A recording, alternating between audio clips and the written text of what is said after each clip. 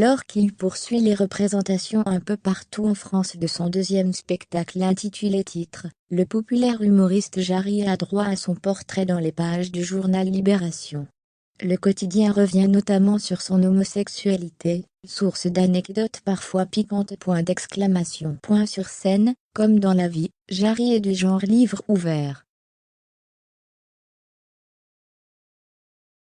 L'humoriste âgé de 44 ans, figure incontournable des émissions de divertissement de TF1, ces dernières années il a depuis basculé sur France 2. Ce livre, sur son parcours auprès de Libération. Ce vendredi 21 janvier, le quotidien dresse le portrait de l'artiste, arrivé à Paris à 22 ans, des rêves dans la tête, et pas un sou en poche.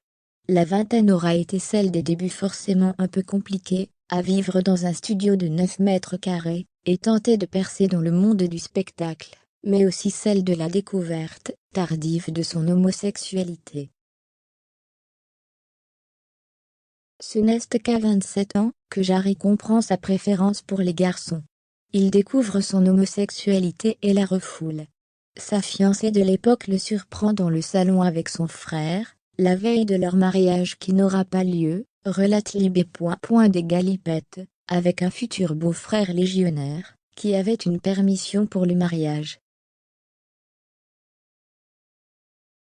Interrogé par Thierry Ardisson sur le sujet en 2018, l'humoriste avait bien conscience du côté choquant de la chose, mais n'avait pas vraiment de regrets. Je dis tout le temps aux gens que c'est bien, parce que j'aurais pu m'engager dans une vie qui ne me correspondait pas. À cette époque, sa compagne lui avait d'ailleurs mis la pression, pour que leur relation évolue lui laissant le choix entre le mariage ou un bébé. Il n'aura fait ni l'un ni l'autre avec elle, mais aura coché les 2 cases avec un homme, quelques années plus tard. En effet, Jarry partage aujourd'hui sa vie entre son plus grand appartement parisien du quartier de République, et la Côte d'Azur, avec son mari et leurs 2 enfants, nés par GPA aux États-Unis. Je ne pouvais pas vivre sans transmettre. Je savais que si je n'accédais pas à la paternité, je sombrerais dans la dépression. Je suis heureux de pouvoir les emmener à l'école et d'être aimé de manière inconditionnelle, confie-t-il à Libération, pour évoquer sa casquette de papa.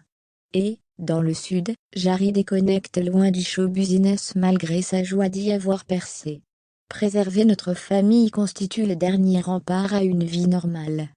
Mon mari a aimé Anthony, son vrai nom est Anthony Lambert, NDLR avant d'aimer Jarry, dit-il tendrement,